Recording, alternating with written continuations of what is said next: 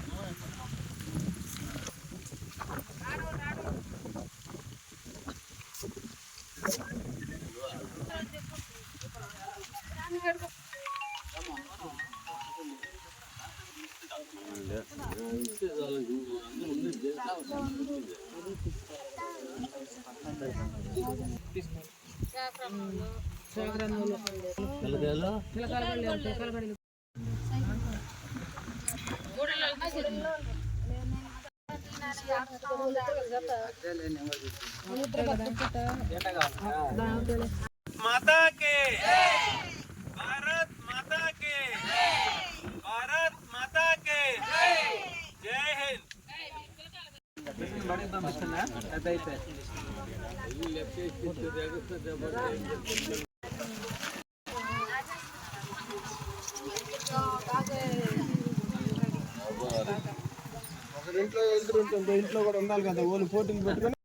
ఈరోజు 77వ గణతంత్ర దినోత్సవ వేడుకలు సందర్భంగా ఏదైతే సర్వేపల్లి నియోజకవర్గ జనసేన పార్టీ ఆధ్వర్యంలో గాంధీజీ కలల గణ గ్రామ స్వరాజ్య స్థాపనలో భాగంగా ఈరోజు గిరిజన కాలనీ నందు మా అక్క చెల్లెల మధ్యలో ఈ యొక్క గణతంత్ర దినోత్సవ వేడుకల సందర్భంగా ప్రతి ఒక్కరికి కూడా బెడ్షీట్లు పంపిణీ, అదేవిధంగా పిల్లలందరితో కూడా మమేకమై ఈ యొక్క కార్యక్రమాన్ని నిర్వహించడం జరిగింది.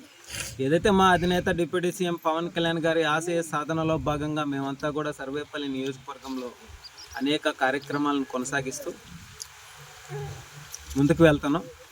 అయితే గణతంత్ర దినోత్సవం అంటే ఈరోజు మనందరం కూడా ఇలా స్వేచ్ఛా వాయువులను పీల్చుకుంటూ స్వతంత్రంగా బతుకుతున్నామంటే ఎంతోమంది త్యాగ ఫలమే. వాళ్ళ ప్రాణాలని వాళ్ళ మానాలని అన్నిటినీ కూడా పోగొట్టుకొని మన కోసం పోరాడి మనకు స్వాతంత్రాన్ని తీసుకొచ్చి స్వాతంత్రం వచ్చిన తర్వాత మనల్ని మనం పరిపాలించుకోవాలంటే ఎలా అనేటువంటి విషయాలన్నింటినీ కూడా పొందుపరిచిన రోజు ఈ గణతంత్ర దినోత్సవం. రాజ్యాంగబద్ధంగా మన హక్కులు, మన తల రాత ప్రతి 5 సంవత్సరాలకు ఒకసారి మార్చుకునే విధంగా మన బాధ్యతలు, ఓటు హక్కు ఇవన్నీ కూడా ఏర్పడిన రోజు. ఈ రోజుకి 77వ గణతంత్ర దినోత్సవం ఏర్పడి, అయితే ఎంతోమంది అమరవీరులు, స్వాతంత్ర సమరయోధులు వాళ్ళందరినీ కూడా నేటి తరానికి తెలియజేసే విధంగా మనమందరం కూడా నడుచుకోవాలని చెప్పి మనస్ఫూర్తిగా తెలియజేస్తూ ఈ గణతంత్ర దినోత్సవ వేడుకలు దేశవ్యాప్తంగా కూడా కుల మత వర్గ భేదాలు లేకుండా ప్రతి ఒక్కరూ కూడా కలిసి కట్టుగా ఒక పాఠశాలల్లోనే కాదు వాడల చిన్న చిన్న పల్లెల్లో కూడా ఈ యొక్క గణతంత్ర దినోత్సవాన్ని జరుపుకొని మనం ఏదైతే మనం పొందినటువంటి ప్రతి ఒక్క విషయాన్ని కూడా ప్రజలతో పంచుకొని వాళ్ళందరికి కూడా తెలియజేసి అసలు గణతంత్ర దినోత్సవం అంటే ఏంది, మనం ఎందుకు చేసుకుంటున్నాం, మనం ఎందుకు ఈ జెండా ఎగరవేసుకుంటున్నాం అనేటువంటి విషయాన్ని కూడా ఈ తరానికి తెలియజేయాల్సినటువంటి సమయం సందర్భాలు కూడా ఆసన్నం అవుతూ ఉన్నాయి. ఎందుకనంటే ఎప్పుడో జరిగిపోయింది కదా, ఏదో జెండా పండగ కదా, ఏదో 4 చాక్లెట్లు పంచుకుంటున్నాం కదా అనేటువంటి ఆలోచనలతో ఉన్నారు. అది కాదు. మన దేశం అంటే ప్రపంచంలోనే తలెత్తుకునేలా, ప్రపంచం మొత్తం కూడా మన దేశం వైపు చూసేలా మన రాజ్యాంగాన్ని ఈరోజు పొందుపరిచిన రోజు. కాబట్టి ప్రపంచమే మనసాయి చూసేటప్పుడు మనం కూడా మన హక్కులను తెలుసుకొని మనందరం కూడా క్రమశిక్షణ నడుచుకొని దేశం పైన భక్తితో ప్రతి ఒక్కరూ కూడా అట్టడుగున ఉన్నటువంటి అనేక మంది గిరిజనులకి వాళ్ళందరికీ కూడా మన హక్కులను తెలియజేసి సమాజంలో వాళ్ళు కూడా ఒక వంతులాగా బతికే విధంగా వాళ్ళకి అన్నీ కూడా సమకూర్చే విధంగా కూటమి ప్రభుత్వంలో భాగంగా మనం అందరం కూడా చేయాల్సిన బాధ్యత మన మీద ఉందని చెప్పి మనస్ఫూర్తిగా తెలియజేస్తూ మరొక్కసారి దేశ ప్రజలందరికీ కూడా 77వ గణతంత్ర దినోత్సవ శుభాకాంక్షలు తెలియజేస్తా ఉన్నాం. జై హింద్.